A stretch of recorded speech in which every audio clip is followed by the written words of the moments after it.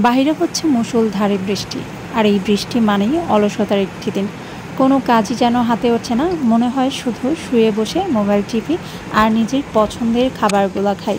সেটা কি আর সম্ভব? নিজের জন্য না হলেও পরিবারের বাকি সদস্যের জন্য তো খাবার দাবারের ব্যবস্থা করতেই হবে।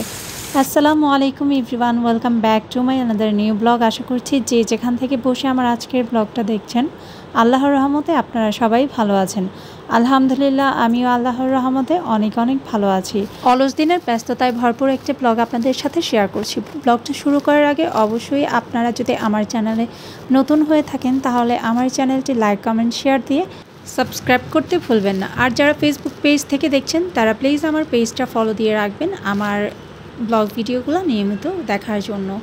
সকালে ঘুম থেকে উঠে ছেলেমেয়েদের জন্য নাস্তা রেডি করে এখন আমার হাজব্যান্ডের জন্য নাস্তাটাও রেডি করে নিয়েছি। সকালে নাস্তা বানানোর ঝামেলাটা থাকে না, কারণ আমার ভাইয়ের বউ ও আগের দিন রাতের বেলায় রুটি বেলে রাখে, আর সকালে আমার মা ঘুম থেকে উঠে পরোটাগুলো সেঁকে নেয়, আর আমরা উঠে শুধু নাস্তাটা করি।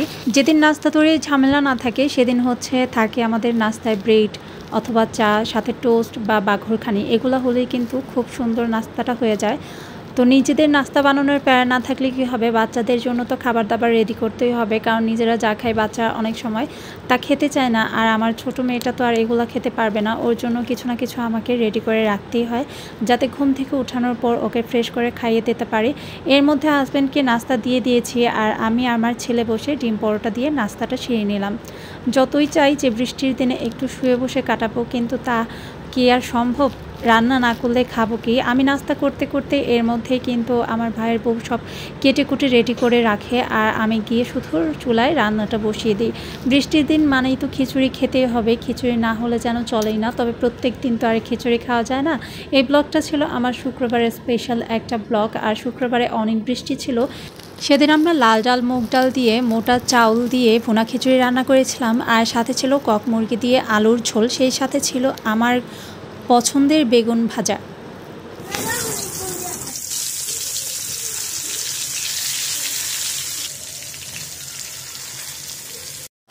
বেগুন ভাজাটা আমার পার্সোনালি এতটা বেশি পছন্দ যে এই বেগুন ভাজা যদি আমার পাতে থাকে তাহলে ভাতের সাথে আমার আর অন্য কোনো কিছুই লাগবে না। তাহলে বুঝতেই পারছেন বেগুন ভাজা আসলে আমি কতটা পছন্দ করি। আর খিচুড়ির সাথেও কিন্তু এই বেগুন ভাজাটা খেতে খুবই ভালো লাগে। রান্নাবান্না শেষ করে ছেলে মেয়েকে গোসল করিয়ে খাইয়ে দিয়ে ছেলেকে পাঠিয়ে দিয়েছি মাদ্রাসায়, আর মেয়েকে ঘুম পাড়িয়ে দিয়েছি। এখন আমি গোসল করে নামাজ আদায় করে নিচ্ছি। নামাজ শেষ করে উঠে দেখে আমার ভাই মধুমাসের মধুফল নিয়ে এসেছে। এখানে রয়েছে ফরমালিন মুক্ত আম, লিচু, জাম, আর রয়েছে নরম তালের শ্বাস। এই সব কিছুই আমার ছোটো বোনের শ্বশুর বাড়িতে চলে যাবে। আমার মা যাবে আমার ছোটো বোনকে দেখতে, সেই সাথে এগুলাও নিয়ে যাবে।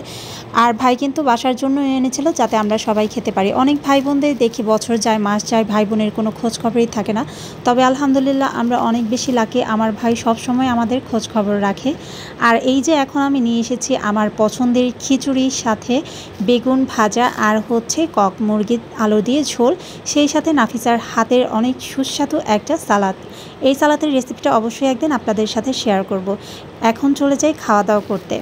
খাওয়া দাওয়া শেষ করে অনেকক্ষণ রেস্ট নিয়েছি। এর মধ্যে বিকালবেলা দেখে আবারও বৃষ্টি শুরু হয়ে গেছে, আর বারান্দায় এসে একটু বৃষ্টি বিলাস উপভোগ করছি। সেই সাথে মনে পড়ে গেল অনেক দিন যাবৎ ইউটিউব বা ফেসবুক স্ক্রল করলেই দেখা যায় যে পোড়া রুটি, সেই সাথে মালাই চা। তো আমার অনেক দিন যাবৎ খেতে ইচ্ছে করছিল, যেহেতু বেশ কয়েকদিন ধরেই বৃষ্টি হচ্ছে, বাইরে গিয়ে খাওয়া তো কোনোভাবেই পসিবল না। সেই কারণে ভাবলাম কেননা আমি বাসায় তৈরি করে নিই। একটু বৃষ্টি থামলে আমার হাজব্যান্ডকে দিয়ে আমি এই বান রুটিগুলো আনিয়ে নিয়েছি। আর মালাই চা তৈরি করতে অনেকক্ষণ সময় লাগবে, আর এতক্ষণ ধৈর্য ধরে মালাই চা তৈরি করার সময় আসলে আমার ছিল না। আর সেই কারণে আমি কড়া লিকারে দুধ চা জাল করে নিচ্ছি, আর সেই সাথে ব্রেডগুলোও আমি একটু পোড়া পোড়া করে নিচ্ছি যাতে একটা স্মোকি ফ্লেভার আসে। চাটা জাল করা হয়ে গেছে, এদিকে আমার রুটিগুলোও শেখা হয়ে গেছে। এখন আমি চাটা সেঁকে নিয়ে যাচ্ছি, আর খুবই যত্ন করে তুলে রাখা আমার শখের মাটির কাপ প্লেটটাও বের করে নিয়েছি। এটাতেই আমি চা সার্ভ করে নিচ্ছি, যেহেতু আমি আমার পছন্দের খাবারটা খাবো সে কারণে পছন্দের জিনিসটাই বের করে নিলাম। আর এখন সুন্দর করে সাজিয়ে গুছিয়ে পরিবেশন করে তারপর আমি পোড়া রুটি নিয়ে বসে পড়েছি। চাটা দেখতেই অনেক ভালো লাগছে, খেতেও অনেক বেশি সুস্বাদু হয়েছিল। আর এই কড়া করে লিকারে দুধ চার সাথে এই পোড়া রুটিগুলো, আসলে একটা রুটি অনেক বেশি পড়ে গিয়েছিল, যাক সেটাও কিন্তু ফেলে দিব না, খেয়েই নেব। সে কারণে আমি অন্য একটা রুটি নিয়ে নিলাম। আর আর বিসমিল্লাহ বলে মুখিয়ে দিয়ে দিলাম। আর এটার স্বাদটা জাস্ট অসাধারণ ছিল। এটা কিন্তু শুধুমাত্র আমার একার রিভিউ না, আমার হাজব্যান্ডও খেয়েও কিন্তু সেম রিভিউটাই দিয়েছে, তার কাছেও খুবই ভালো লেগেছে। চাইলে আপনারাও এভাবে বাসায় পোড়া রুটি আর ঘন করে দুধের কড়ালিকারের চা তৈরি করে খেতে পারেন। কেমন লাগলো আজকের ব্লগ ভিডিওটা কমেন্ট বক্সে কমেন্ট করে জানাতে ভুলবেন না। আল্লাহ হাফেজ।